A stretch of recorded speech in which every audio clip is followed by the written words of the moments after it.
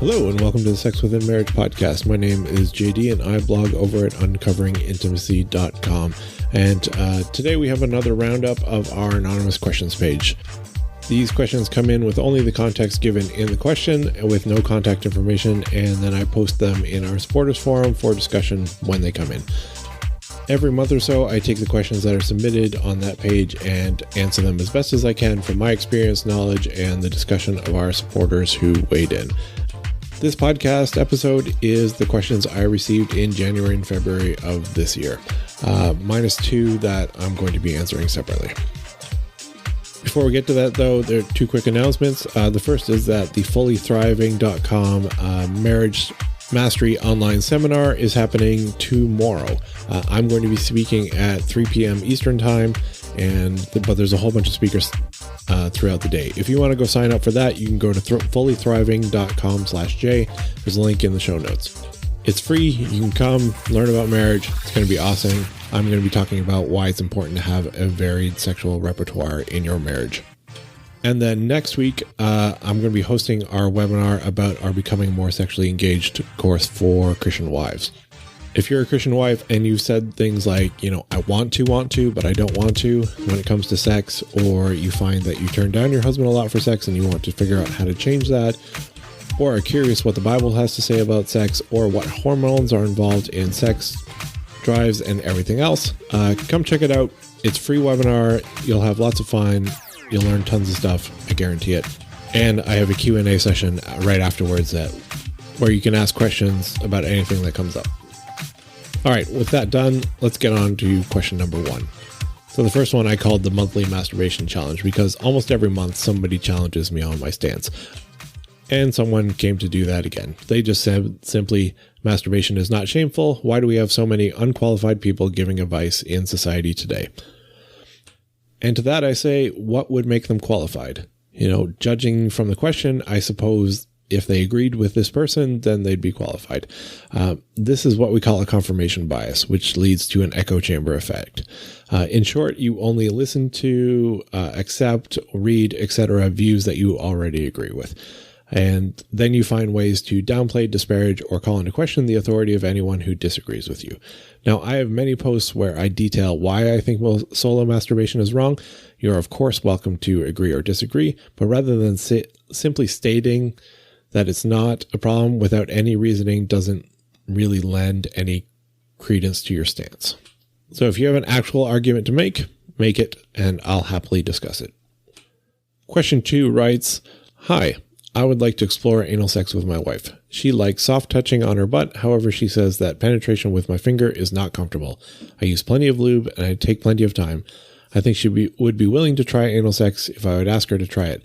However, I have no desire to stretch her past her comfort zone, as I want all of our sex to be mutually enjoyable. As you could probably guess, my penis is significantly larger than my finger. Does anyone have any ideas on how I can graciously progress towards a sensitive attempt at anal sex with my wife? Any feedback will be appreciated. Thanks. So the short answer is that you should not. If she doesn't enjoy a finger, she most likely will not enjoy a penis.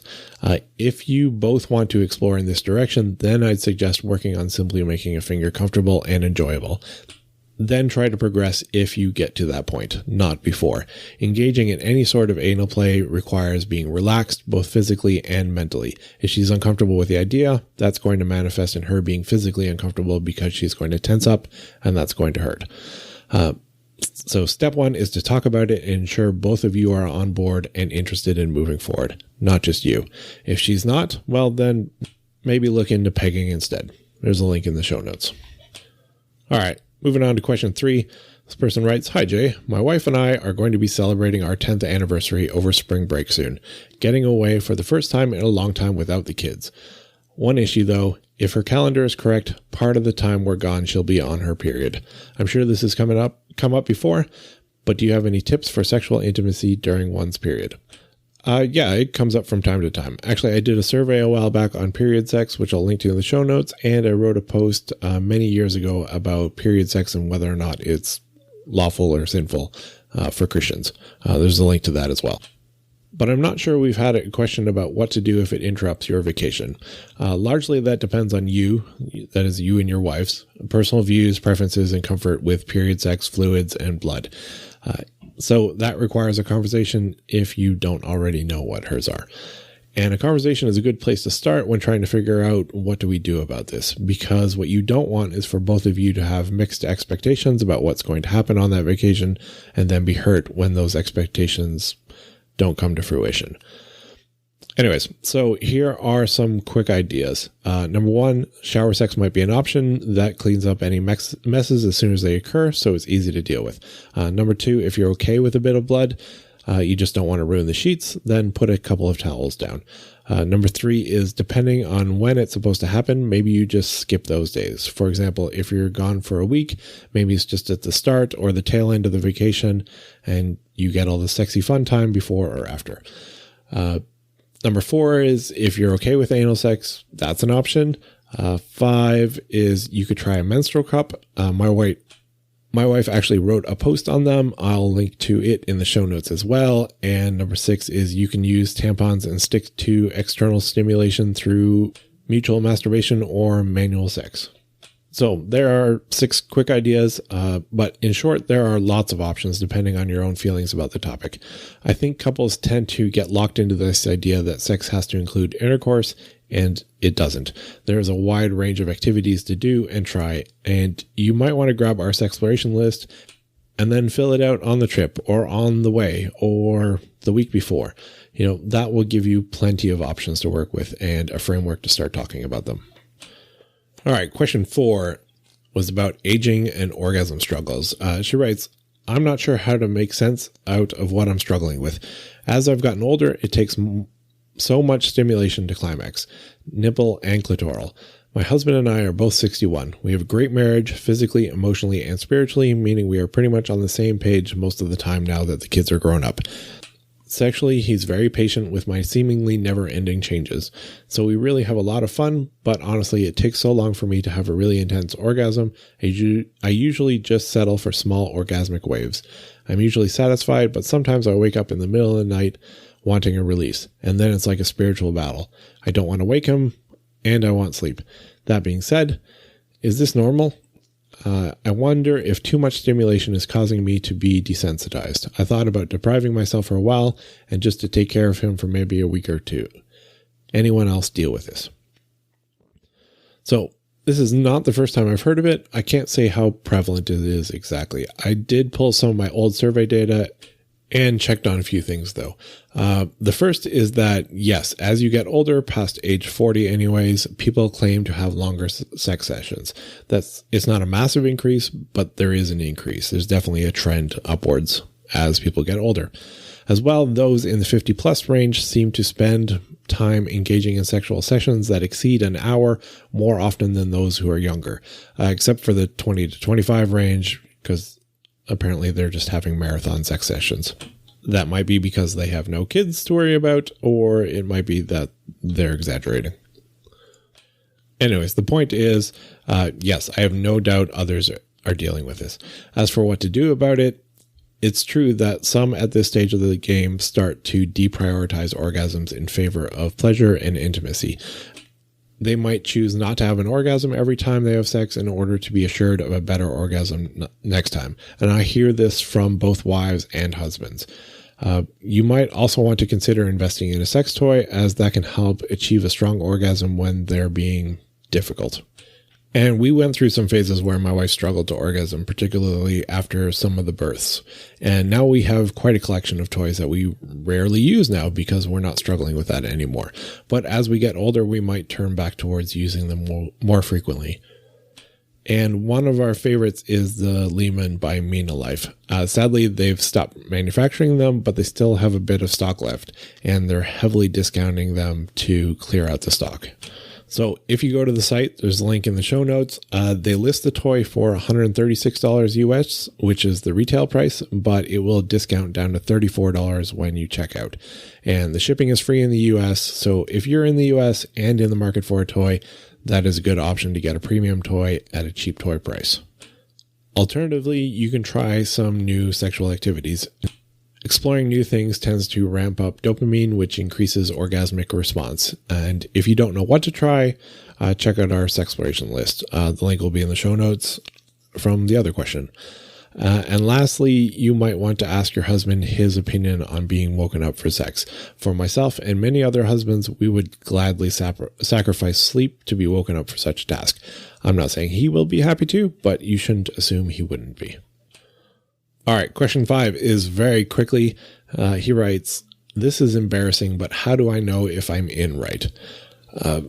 Basically, turn the light on and look, or ask your wife, or both. All right, moving on to question 6. This person says, "Just a quick question. I believe that fantasizing brings that person into your experience. Then wouldn't fantasizing about my husband, if I wanted to masturbate, bring him into that experience?"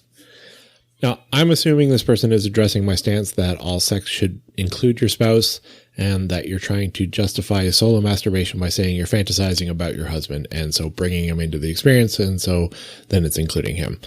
And I get where you're coming from. After all, I would say that if you're fantasizing about someone else, then you're committing adultery because you've brought them into it. However, that's true in one sense, but not in another. They aren't committing adultery because you fantasized about them. In the same way, your husband isn't there just because you're fantasizing about him. So he's not involved from his perspective. And I believe sex should be a shared experience. He's not participating. You're only including him in a one-sided sort of way. And for the person who wrote question number 1, this is how you pose a question challenging something. You actually come up with a new idea and then pose it as a challenge. Not just say something stupid. All right, question 7, which is the second last one, is I listened to an old episode on using condoms for handjobs, and I want to use condoms. I looked back, this is either episode 82 or 85. She continues, "Is this something a lot of married Christians do?